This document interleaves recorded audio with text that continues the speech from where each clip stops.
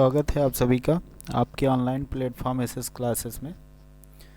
जैसा कि आप सभी को पता है कि हम लोगों की क्या चल रही है, एनसीईआरटी बेस्ड साइंस चल रही है, जो कि सीटेट के लिए पेपर 2 के लिए चल रहा है। पेपर 2 के लिए जो है साइंस की क्लास चल रही है, जिसका लेक्चर नंबर जो है आज का 2 है। लेक्चर नंबर ये आपका क्या है, 2 है, जिसमें से पहले लेक्चर में क्या किया गया है। लेक्चर नंबर 1 में आपको पता होगा, देखा होगा वीडियो, तो आपको 10 क्वेश्चन कराए गए। 10 क्वेश्चन जो कि आपके पीवाईक्यू हैं, उसके साथ साथ कॉन्सेप्ट को क्लियर कराया गया। कॉन्सेप्ट के साथ साथ क्या जो ऑप्शन थे, अदर ऑप्शन आपके थे कितने, 4। उन चारों ऑप्शन को डिटेल में कराया गया। तो यही आपकी प्रक्रिया रहेगी क्लास की। जो भी लोग क्या है नए होंगे, चैनल पे विजिट कर रहे होंगे, पहली बार वीडियो को देख रहे होंगे, वो चैनल को क्या करेंगे, सब्सक्राइब कर लेंगे, क्योंकि कंटिन्यूअस आपको अब यहाँ पर क्लास आपको मिलने वाली है साइंस और मैथ की। सीटेट के जूनियर पेपर के लिए यानी पेपर 2 के लिए साइंस और मैथ की क्लास आपकी प्रॉपर मिलती रहेगी। तो साइंस का लेक्चर नंबर आपका क्या है, लेक्चर नंबर ये 2 है, जिसमें आपको मिलेगा क्या, 1 से 10 नंबर के क्वेश्चन, यानी 10 क्वेश्चन आपको यहाँ मिलेंगे। तो ये हमारा लेक्चर नंबर 2 का पहला क्वेश्चन है। क्वेश्चन कह रहा है, इसको ध्यान से पढ़िए, सारे आपके एनसीईआरटी बेस हैं और मिक्सअप क्वेश्चन है। मिक्सअप ये है कि एकदम नॉर्मली और लेंदी क्वेश्चन दोनों लेकर हम चलेंगे इसमें। क्वेश्चन नंबर 1 कह रहा है,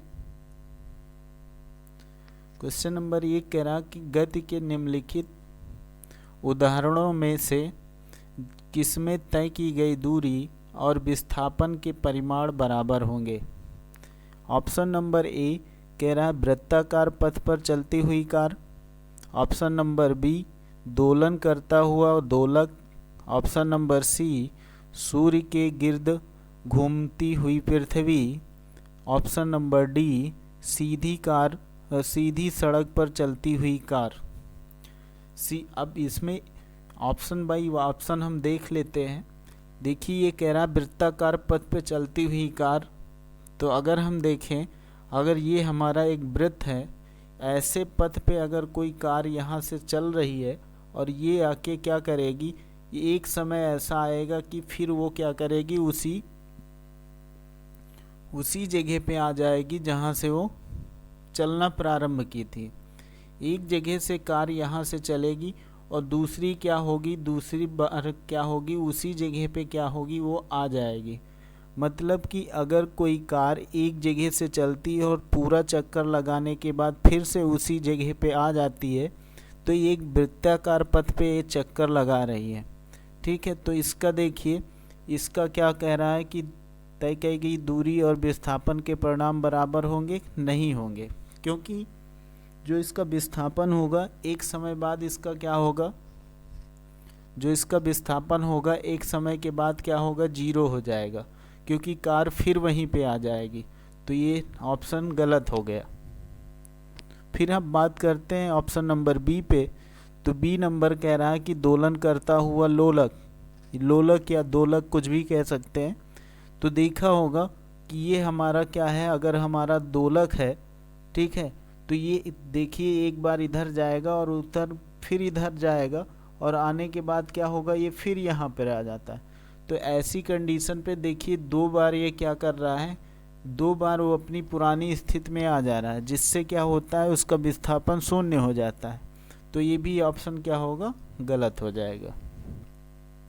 ठीक, अब यहाँ पर ऑप्शन नंबर सी देखिए, सूर्य के गिर्द घूमती हुई पृथ्वी, तो वही तो कार्य कर रही है। जैसे पृथ्वी, जैसे क्या था, हमारी एक कार वृत्ताकार पथ पे घूम रही थी, वैसे क्या है, सूर्य के चारों ओर घूम रही है अगर पृथ्वी, तो पृथ्वी भी तो एक समय के बाद क्या होगा, उसका विस्थापन 0 हो जाएगा।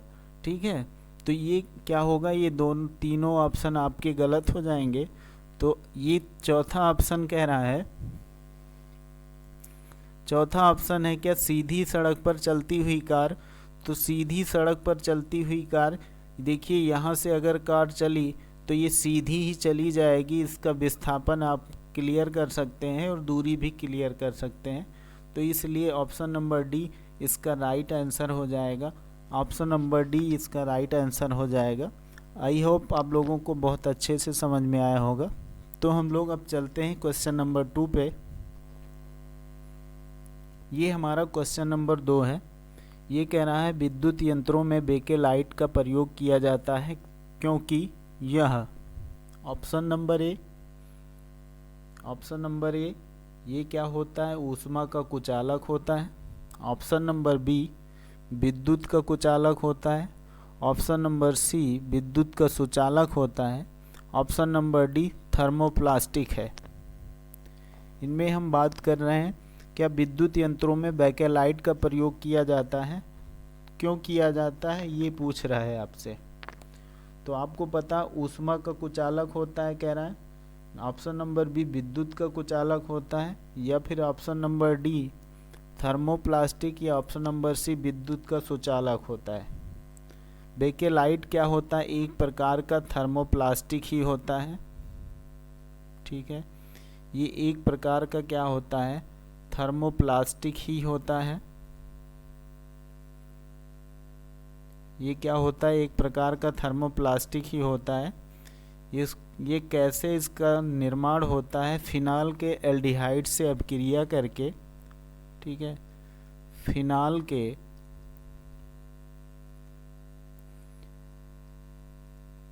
एल्डिहाइड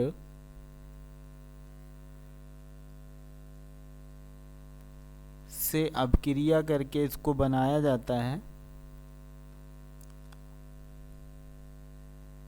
अभिक्रिया से इसका निर्माण होता है।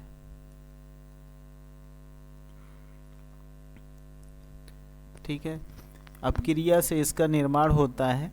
ये किस लिए उपयोग किया जाता है बेकेलाइट का, क्योंकि ये क्या होता है, विद्युत का कुचालक होता है। क्योंकि ये क्या होता है, विद्युत का कुचालक होता है, इसलिए इसको बेकेलाइट को यूज किया जाता है विद्युत यंत्रों में। ठीक है, क्योंकि ये विद्युत यंत्रों की बात की गई है, तो विद्युत यंत्रों में इसीलिए इसका प्रयोग किया जाता है कि ये क्या होती है, विद्युत का कुचालक होती है। क्यों होती है, क्योंकि मैंने अभी बताया कि ये एक प्रकार का क्या है, थर्मोप्लास्टिक है। तो ये ऑप्शन नंबर बी आपका राइट आंसर हो जाएगा। तो ये रहा आपका क्वेश्चन नंबर 2। क्वेश्चन नंबर 3 पे हम लोग चलते हैं। तो ये आपका क्वेश्चन नंबर 3 है, आहार नाल से रिलेटेड है। आहार नाल से रिलेटेड मैंने एक क्वेश्चन और कराया था कल, वो आप लोगों को क्लियर होगा जितने भी लोग देखे होंगे। जो लोग नहीं देखे होंगे तो पहला वीडियो जाके देख लेंगे, तभी सारी चीज़ें क्लियर होती रहेंगी। तो ये क्या है, तीसरा क्वेश्चन कह रहा है आहार नाल का वह कौन सा भाग है जो यकृत से पित्त रस ग्रहण करके इसे पित्ताशय में संग्रहित करता है। 2 क्वेश्चन आपके क्या हैं, 2 क्वेश्चन, इसी क्वेश्चन के अंदर भी 2 क्वेश्चन और हैं और उन्हीं का आंसर भी इसी में दिया भी गया है। पहली चीज़ देखिए, ये कह रहा है यकृत से पित्त रस ग्रहण करता है, मतलब किसी चीज़ से अगर कोई चीज़ ग्रहण की जाएगी तो भंडारण या तो होगा उसके पास, या तो वहाँ पर निर्माण हो रहा होगा। ठीक है, तो यकृत से क्या कर रहा है, यकृत से क्या कर रहा है, ये पित्ताशय तक संग्रहित करने के लिए ले जा रहा है, यानी ले जाने का कार्य क्या हो रहा है। ठीक है, ले जाने का कार्य हो रहा है। तो यकृत में क्या होता है, पित्त रस का निर्माण होता है, ये याद रखिएगा। ये पूछा जाता है कि निर्माण कहाँ पे होता है पित्त रस का, तो यकृत में होता है पित्त रस का निर्माण। ठीक है, फिर आपसे पूछा जाएगा भंडारण कहाँ होता है पित्त रस का, तो पित्त रस का भंडारण जो होता है वो पित्ताशय में होता है। क्या होता है, पित्ताशय में होता है, जिसे गॉल ब्लैडर कहते हैं आप लोग। ठीक है, क्या होता है, गॉल ब्लैडर जिसे कहते हैं पित्ताशय। पित्त रस का कार्य क्या होता है? पित्त रस क्या करता है? वसा का पाचन करता है। वसा का पाचन करता है पित्त रस। अब हम बात कर लें, ऑप्शन पे चलते हैं। ऑप्शन नंबर ए कह रहा है क्या?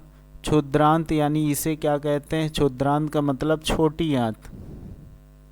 ठीक है, ये छोटी आंत होती है। ये कितनी होती? लगभग 22.6 फीट लंबी होती है। छोटी आंत क्या होती है? लगभग 22.6 फीट लंबी होती है। छोटी आंत में ही पूर्ण पाचन होता है। पूर्ण पाचन होता है। छोटी आंत में ही क्या होता है? पूर्ण पाचन होता है।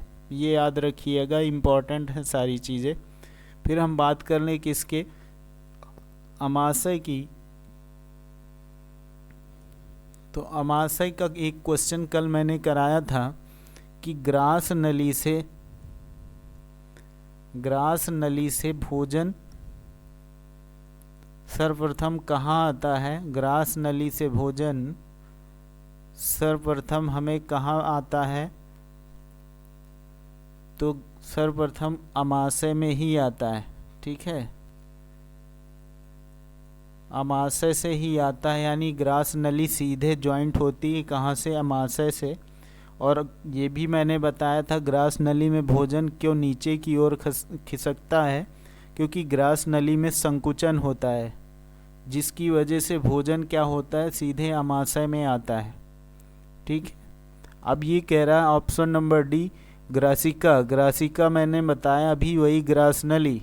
ठीक है, तो ये आपका हो गया option number A B C D. ठीक है, तो क्वेश्चन आपका क्या कह रहा है? कह रहा आहार नाल का वह कौन सा भाग है जो यकृत से पित्त रस ग्रहण करके इसे पित्ताशय में संग्रहित करता है? तो ये कार्य किसका है? अग्नाशय का कार्य होता है। आंसर नंबर बी आपका राइट आंसर हो जाएगा क्वेश्चन नंबर 3 का। तो ये रहा आपका क्वेश्चन नंबर 3। अब क्वेश्चन नंबर 4 की ओर चलते हैं हम लोग। ये क्वेश्चन नंबर 4 है आपका, फिजिक्स से रिलेटेड है, मानव नेत्र से क्वेश्चन है आपका। सभी लोग मानव नेत्र को बहुत बार पढ़े होंगे, तो मानव नेत्र से रिलेटेड क्वेश्चन है। ये कह रहा है कि मानव नेत्र के रेटिना पर बने किसी वस्तु के प्रतिबिंब, मानव नेत्र के रेटिना पर बने किसी वस्तु के प्रतिबिंब का प्रभाव रेटिना पर लगभग कितने समय तक बना रहता है? इसका कहने का मतलब है कि यदि कोई व्यक्ति किसी वस्तु को देखता है तो उस वस्तु का इमेज जो है रेटिना पर कितनी देर तक बना रहता है। उसके बाद तुरंत अगर क्या होता है, किसी दूसरी वस्तु को देखते हैं तो उसकी भी इमेज बन जाती है। ये आप लोगों को पता होगा कि जब तक किसी भी वस्तु का इमेज हमारी रेटिना पर नहीं बनता है तब तक वो वस्तु हमें दिखाई नहीं देती है। ये तो सभी को पता होगा। ठीक है, तो वो वस्तु यानी कोई भी ऑब्जेक्ट जो है, कोई भी ऑब्जेक्ट की अगर बात कर लें, कोई भी वस्तु है, ठीक है, इस वस्तु का जब तक प्रतिबिंब क्या होगा हमारी रेटिना पर नहीं बनता है, इसका प्रतिबिंब कहाँ बनेगा? रेटिना पर बनेगा, तभी हमें ये वस्तु दिखाई देगी। आप देखा होगा आप लोगों ने कि तुरंत क्या करते हैं, आप लोग एक वस्तु देखते हैं उसके बाद तुरंत आप अपना नज़र घुमा के दूसरी वस्तु को देख लेते हैं और दोनों वस्तुएं आपको दिखती हैं, क्योंकि जब तक एक वस्तु का प्रतिबिंब हटेगा नहीं तब तक दूसरी वस्तु का प्रतिबिंब बनेगा नहीं, और जब तक प्रतिबिंब बनेगा नहीं तब तक वस्तु दिखेगी नहीं। ये चीज़ें याद रखिएगा। तो इसका समय होता है, किसी वस्तु का जो प्रतिबिंब बनता है, ठीक है, वो रेटिना पर बनता है। ठीक है, रेटिना पर बनता है तो वो लगभग अगर बात करें 1/15 सेकेंड या फिर कहीं कहीं पे आपको 1/16 सेकेंड लिखा मिलेगा। तो जहाँ कहीं पे जैसे ऑप्शन के अकॉर्डिंग आप आंसर को करेंगे तो 1/15 सेकेंड या 1/16 सेकेंड तक क्या होता है, रेटिना पर प्रतिबिंब बनता है यानी रुकता है। इसीलिए आप लोगों ने पहली चीज़ मैंने बताया क्या कि जैसे ही क्या करते हैं आप लोग कोई एक वस्तु देखते हैं, उसके बाद तुरंत बाद आप दूसरी तरफ अपना सर घुमा लेते हैं और दूसरी वस्तु देखते हैं तो वो भी मुझे दिख जाती है, क्योंकि 1/16 सेकेंड में क्या होता है वो प्रतिबिंब हट जाता है। फिर हम बात कर रहे हैं क्या कि प्रतिबिंब जो रेटिना पे बनता है, जो रेटिना पर प्रतिबिंब बनता है एक ऐसा बनता है, वास्तविक बनता है, वास्तविक बनता है और क्या बनता है, उल्टा बनता है। किसी वस्तु को जब हम देखते हैं तो क्या होता है, उसका प्रतिबिंब वास्तविक बनता है और उल्टा बनता है। लेकिन क्या होता है, इस उल्टा प्रतिबिंब को हमारा मस्तिष्क जो होता है वो सीधा करके देखता है, तभी हमें वो वस्तु क्या होती है, हमें सीधी दिखाई देती है। ये चीज़ें क्लियर हो गई आपको। ये आपका रहा क्वेश्चन नंबर 4, जो कि ऑप्शन देखिए कह रहा है कि ऑप्शन ए में कह रहा है 1/15 सेकेंड, ऑप्शन बी कह रहा है 1/25 सेकेंड, ऑप्शन सी कह रहा है 1 सेकेंड, ऑप्शन डी कह रहा है 1/2 सेकेंड। तो इसमें अभी ये चीज़ें मैंने आपको बताई, तो आंसर आपका क्या हो जाएगा, आंसर नंबर ए आपका राइट आंसर हो जाएगा। 1/15 सेकेंड ही, इतने ही समय तक रेटिना पर प्रतिबिंब रुकता है। ठीक है, अब हम चलते हैं क्वेश्चन नंबर 4 हो गया है 5 की ओर। तो 5 देखिए, ये भी एक अच्छा क्वेश्चन है।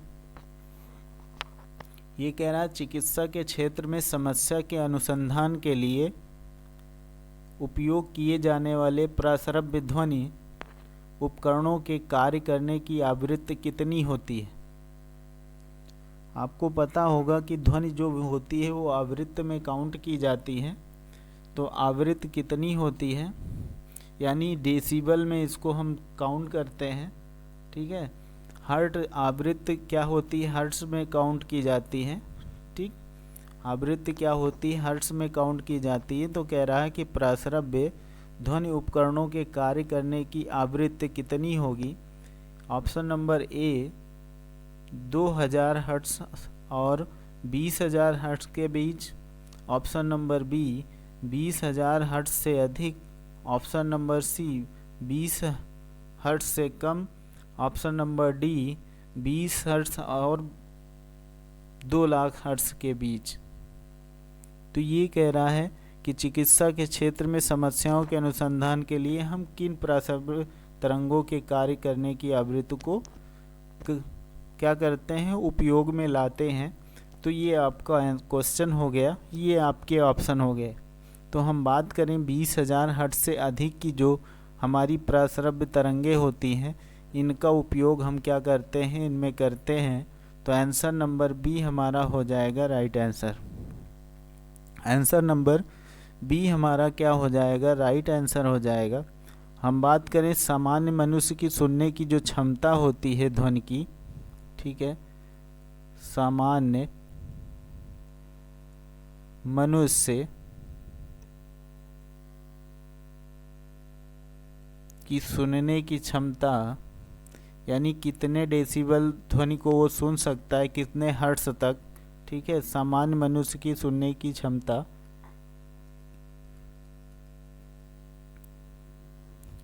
ये 20 हर्ट्ज से लेकर 20,000 हर्ट्ज तक की ध्वनि को क्या कर सकता है, मनुष्य आसानी से सुन सकता है। यानी इतनी आवृत्ति की ध्वनि के लिए मनुष्य के कान सुग्राही होते हैं। ठीक है, लेकिन इसके अलावा अगर हम बात करें जो WHO है, वर्ल्ड हेल्थ ऑर्गेनाइजेशन, WHO के अनुसार 45 डेसिबल जो होता है ये मनुष्य के कान के लिए सर्वाधिक सुग्राही माना गया है।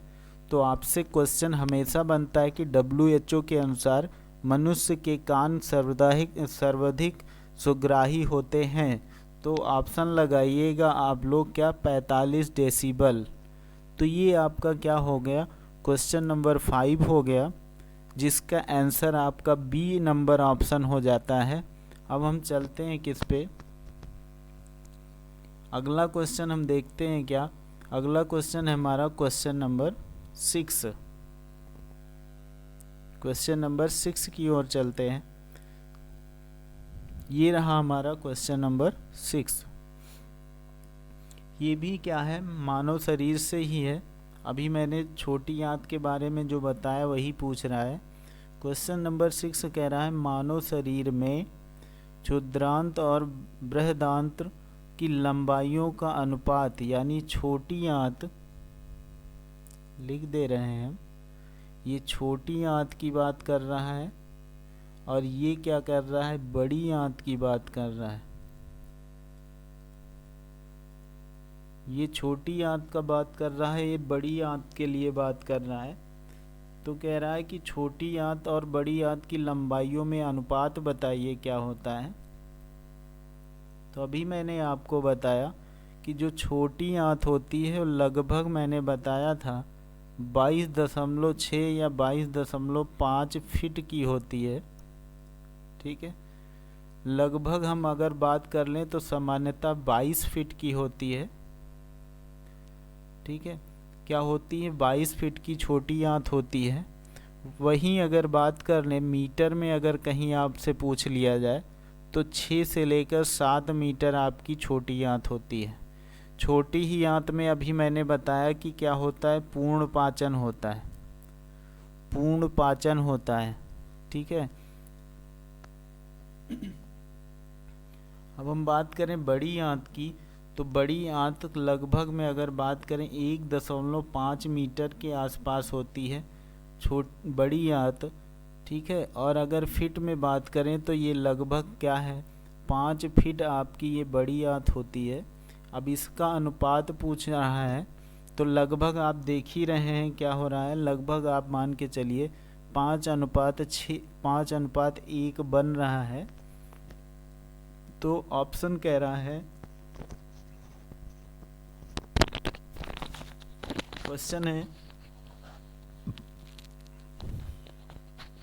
क्वेश्चन कह रहा है मानव शरीर में क्षुद्रांत और बृहदांत की लंबाइयों का अनुपात क्या होगा। तो ऑप्शन है 8:1। ठीक है, option number B 5:1, option number C 1:5, option number D 1:8। तो ऑप्शन नंबर बी आपका राइट आंसर हो जाएगा। 5:1 आपका बड़ी आंत और छोटी आंत का अनुपात होता है, ये याद रखिएगा। अब हम लोग चलते हैं क्वेश्चन नंबर 7 पे। क्वेश्चन नंबर 7, ये तो आप सभी लोगों को रटा होगा क्वेश्चन और आंसर इसका आप सभी लोगों को रटा होगा। सबसे इजी क्वेश्चन कहा जा सकता है इसको। ये कह रहा है कि मानव शरीर का सामान्य ताप सेल्सियस मापक्रम, यानी सेल्सियस पैमाने पे पूछ रहा है। ठीक है, डिग्री सेल्सियस पैमाने पे पूछ रहा है। और दूसरी चीज़ पूछ रहा है फ़ारेनहाइट पैमाने पर। तो डिग्री फ़ारेनहाइट पैमाने पे पूछ रहा है कि दोनों को माप सामान्य मनुष्य के लिए कितना होता है, सामान्य मनुष्य का शरीर का तापमान क्या होता है, ये पूछ रहा है। तो सभी को पता है कि 37 डिग्री सेल्सियस जो होता है वो सामान्य मनुष्य के शरीर का ताप होता है। वहीं अगर हम बात करें फ़ारेनहाइट में तो 98.6 डिग्री फ़ारेनहाइट होता है।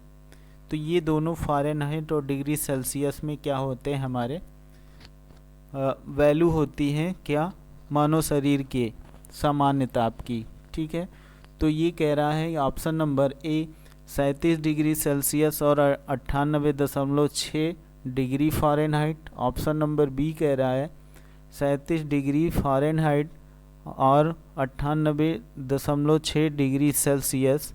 ऑप्शन नंबर सी कह रहा है 37 डिग्री सेल्सियस और 98.8 फ़ारेनहाइट। ऑप्शन नंबर डी कह रहा है 37 डिग्री फ़ारेनहाइट और 96.8 डिग्री सेल्सियस। तो ये मैंने आपको ऑलरेडी बता रखा है। तो ये तीनों आपके नहीं होंगे। ऑप्शन नंबर ए आपका राइट आंसर हो जाता है कि सामान्य मनुष्य के शरीर का ताप क्या होता है। डिग्री सेल्सियस में अगर बात करें तो 37 डिग्री सेल्सियस, और फ़ारेनहाइट में अगर बात करेंगे तो 98.6 डिग्री फ़ारेनहाइट होता है। ये क्लियर हो गया। तो ये क्वेश्चन नंबर 7 आपका डन होता है। क्वेश्चन नंबर 8 की ओर चलते हैं हम लोग। तो ये रहा आपका क्वेश्चन नंबर 8। ऐसा क्वेश्चन आपको एक मिलेगा एग्ज़ाम में, ऐसा एक क्वेश्चन पक्का मिलेगा। एक मैंने कल कराया था इसी तरह का, और दूसरा ये है। तो ये कह रहा है क्वेश्चन नंबर 8 क्या कह रहा है, कॉलम के जीवों का मिलान कॉलम में दिए गए उनके कार्य से कीजिए। ऑप्शन नंबर ए कह रहा, यानी कॉलम ए और कॉलम बी दिया गया है। कॉलम ए में कह रहा है कि लैक्टोबैसिलस, दूसरा है प्रोटोजोआ, तीसरा है राइजोबियम, चौथा है विषाणु। इनका मिलान करना है कॉलम बी से। नंबर 1 पे दिया गया है नाइट्रोजन स्थिरीकरण, नंबर 2 दिया गया है एड्स, नंबर 3 दिया गया है मलेरिया, नंबर 4 दिया गया है दही का जमना।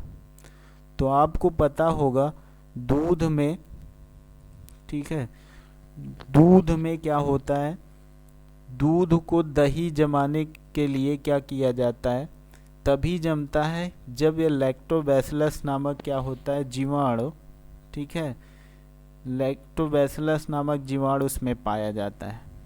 ये क्लियर हो गया आपको। तो मतलब ये आपका हो गया ऑप्शन ए, यानी ए जाएगा किस में, 4 से मैच करेगा। दही का जमना लैक्टोबैसिलस का कार्य, ठीक है। अब हम बात करें 2 की, प्रोटोजोआ। प्रोटोजोआ क्या होता है, ये मलेरिया से संबंधित होता है। क्यों? क्योंकि मलेरिया जो होता है ना, प्लाज्मोडियम फाल्सीफेरम नामक जीवाणु द्वारा होता है, और ये जीवाणु क्या होता है, एक प्रोटोजोआ होता है, ठीक है। ये इसका जीवाणु क्या होता है, इसका जीवाणु अगर बात करें तो ये क्या होता है,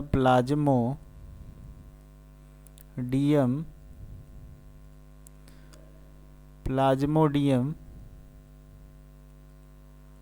फाल्सीफेरम। इस जीवाणु से क्या होता है, यानी प्लाज्मोडियम फाल्सीफेरम नामक प्रोटोजोआ से क्या होता है, मलेरिया होता है, ठीक है। मलेरिया में एक चीज़ और याद रखिएगा, मलेरिया में तेज बुखार आता है, तेज बुखार आता है, और इसके साथ साथ क्या होता है, उस व्यक्ति को कपकपी होगी, ठीक है, कपकपी होगी। क्योंकि ऐसे क्वेश्चन आपको उसमें स्टेटमेंट्स में पूछ लिए जाएंगे, क्योंकि ये तो आपका क्या है, सब्जेक्टिव है। जो पैडागॉजी आएगी ना साइंस की, उसमें ऐसा क्वेश्चन पूछ लेगा कि सपोज करिए कि किसी एक व्यक्ति को बहुत तेज़ से बुखार है और शरीर भी उसका काँप रहा है, तो निम्नलिखित में बताइए कि उसको कौन सा फीवर है, ठीक है, या कौन सी बीमारी है, ऐसे कुछ लिख के दे देगा। तो आपको सेंटेंस वाले में ये प्रॉब्लम करेगा। तो ये याद रखिएगा कि तेज़ बुखार आता है और कपकपी भी शरीर में रहती है, किसमें, मलेरिया में। तो ये आपका 2 हो गया, किससे, मलेरिया से मैच कर गया। तीसरा अगर बात करें तो आपको पता है कि यहाँ से देखिए, अगर इसको राइजोबियम को नहीं पता है, याद नहीं है, तो ये विषाणु है आपका। विषाणु जो है एड्स से मैच कर जाएगा, ठीक है, ये एड्स से मैच कर जाएगा। तो तीसरा क्या है, ऑटोमेटिक मैच करेगा नाइट्रोजन स्थिरीकरण से, ठीक है। तो अब देखिए क्या है, ए में कहीं 4 है, ए में 4 2 जगह है, ए में 4 2 जगह है, ठीक है। फिर प्रोटोजोआ यानी बी में 3 है कहीं पे, बी में कहीं और 3 नहीं है, ठीक है, कहीं पर भी 3 नहीं है। तो बी नंबर ऑप्शन में क्या हो जाएगा, बी में 3 हो जाएगा, यानी ये ऑप्शन आपका सही हो जाएगा। ऐसे ही आप लोग क्वेश्चन ऐसे ही किया करिए कि ऑप्शन 1 को मिलाइए, फिर 2 को मिलाइए, और फिर देखिए और किसी में क्या मिल रहा है क्या। अगर मिल रहा है तब तो आगे बढ़िए, नहीं तो वही इसी को आंसर मान लीजिए, टाइम बचेगा ऐसे में। ठीक है, ऐसे में क्या बचेगा, आपका टाइम बचेगा, जिससे क्या होगा अगले क्वेश्चन पे उतना टाइम आप दे सकते हैं। ठीक है, बाकी एड्स का फुल फॉर्म आप लोगों को, सभी लोगों को पता होगा, एक्वायर्ड इम्यूनो डिफेंसी सिंड्रोम होता है, ये भी एक बार आप लोग ध्यान में दे लीजिएगा। तो ये क्वेश्चन नंबर 8 आपका हो गया, जिसका राइट आंसर बी था। ठीक, अब क्वेश्चन नंबर क्या है, हम क्वेश्चन नंबर 9 की ओर चलते हैं। क्वेश्चन नंबर 9 भी एक अच्छा क्वेश्चन है, जो कि पेडागोजी भी कह सकते हैं इसको, कि पेडागोजी से रिलेटेड स्टेटमेंट वाइज, कथन वाइज भी है, मतलब एक अच्छा क्वेश्चन है। ये कह रहा है फसली पौधों पर खरपतवार के प्रभाव के विषय में नीचे दिए गए कथनों का अध्ययन कीजिए। खरपतवार देखा होगा आप लोगों ने कि खरपतवार नाशी एक दवा आती है जो एग्जामिनर बहुत पूछता है, 2,4-D। 2,4-D जो होती है ये एक खरपतवार नाशी दवा होती है। खरपतवार, ठीक है, ये क्या होती है, खरपतवार नाशी दवा होती है। ये खरपतवार नाशी होती है, बहुत बार एग्जाम में पूछा गया है, बहुत सारे एग्जामों में पूछा जाता है, तो ये याद रखिएगा।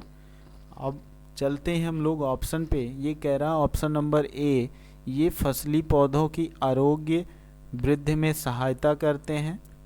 ऑप्शन नंबर बी, ये कटाई में बाधा उत्पन्न करते हैं। ऑप्शन नंबर सी, ये पादप की वृद्धि को प्रभावित करते हैं। ऑप्शन नंबर डी, ये फसली पादपों से जल, पोषकों, स्थान तथा प्रकाश के लिए स्पर्धा करते हैं। इनमें से सही कथन को छांटिए। सही कथन क्या होगा, ऑप्शन ए केवल सी तथा डी, ऑप्शन बी केवल D, option C B, C तथा D, option D A, B तथा डी।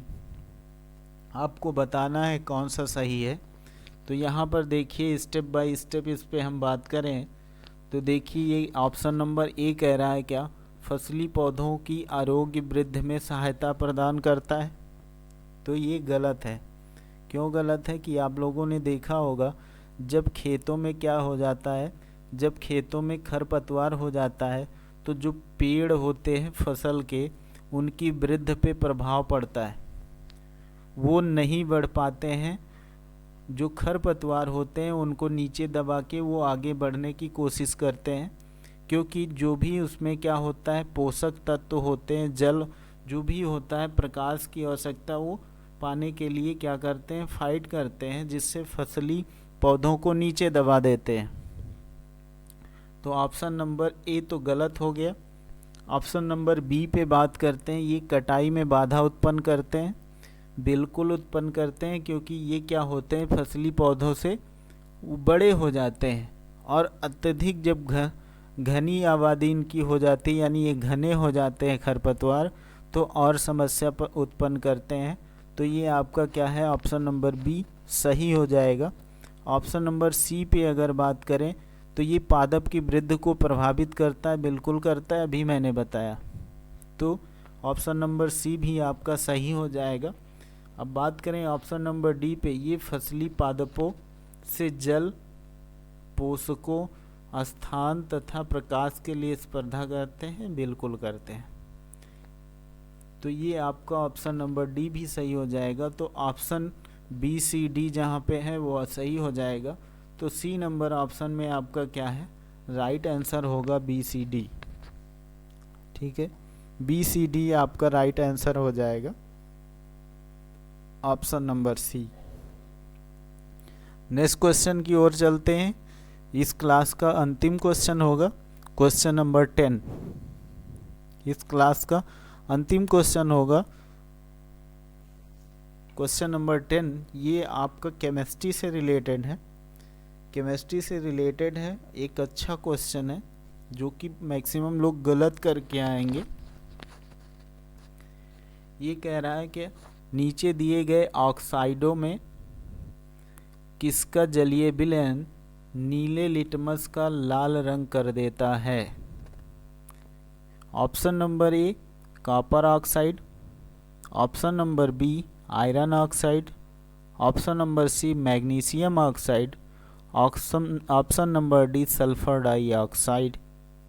तो हम बात करें कॉपर ऑक्साइड की, तो इसका कार्य एक प्रकार से उत्प्रेरक का होता है,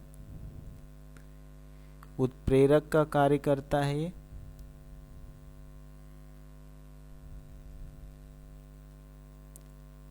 उत्प्रेरक का कार्य करता है। ऑप्शन नंबर बी की अगर बात करें आयरन ऑक्साइड की, तो ये क्या होता है, ये पिगमेंट में इसका प्रयोग किया जाता है। पिगमेंट में इसका प्रयोग किया जाता है, जैसे क्या है पेंट में, जैसे क्या है प्लास्टिक में, किसमें प्लास्टिक में, जैसे क्या है कॉस्मेटिक्स के सामान में, कॉस्मेटिक्स के सामान में क्या करता है ये भूरा रंग, लाल रंग तथा पीला रंग और काला रंग प्रदान करता है। इसका क्या कार्य होता है, भूरा लाल पीला काला रंग प्रदान करता है, किसमें पेंट में, प्लास्टिक में और कॉस्मेटिक में। ठीक है, ये इसका कार्य होता है।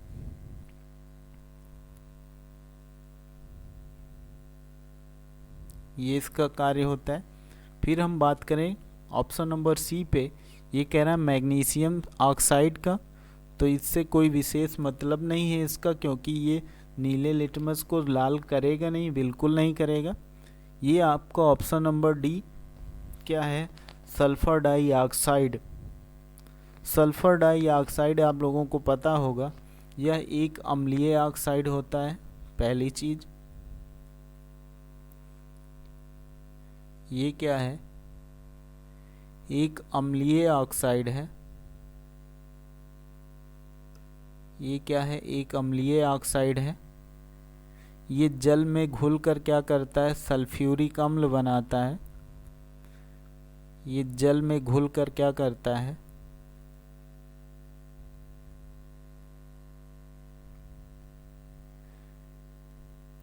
सल्फ्यूरिक अम्ल बनाता है।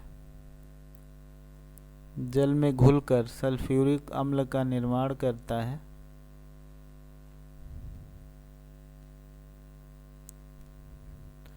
ठीक है, सल्फ्यूरिक अम्ल का निर्माण करता है, और यही क्या करता है, ये नीले लिटमस को क्या करता है, नीले लिटमस को लाल कर देता है।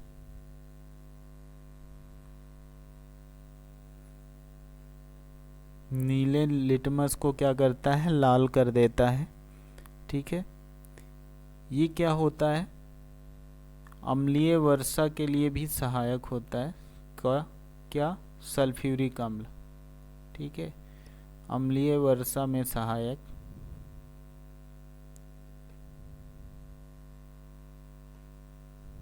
ठीक है, ये सल्फ्यूरिक अम्ल होता है अम्लीय वर्षा में सहायक, याद रखिएगा। ठीक है, तो ये क्या होता है, ये सल्फ्यूरिक अम्ल जो होता है ये अम्लीय वर्षा में सहायक होता है। तो ये हमारे क्या हो गए, क्वेश्चन नंबर 10 हो गए, यानी ये 10 क्वेश्चन हमारे आज के कंप्लीट होते हैं। 10 क्वेश्चन आपके आज के कंप्लीट होते हैं। लेक्चर नंबर 1 में आपके 10 क्वेश्चन हो गए। लेक्चर नंबर 2 में भी आपके 10 क्वेश्चन हो गए। 10 से रिलेट करके मैंने लगभग में आपको 40 क्वेश्चन इधर और लगभग में 40 से 50 क्वेश्चन इधर, अगर हम टोटल बात करें तो 80 से 90 क्वेश्चन पे हम लोगों ने चर्चा कर ली है। डिटेल में चीज़ों को बताया गया है।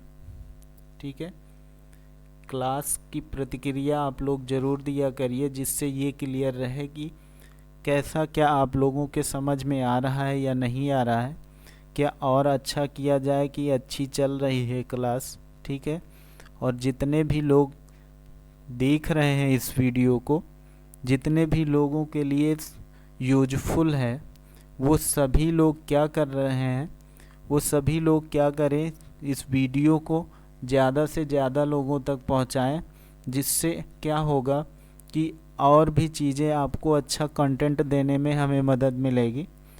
जितना बेहतर हो सकेगा उतना आपको मिलता रहेगा।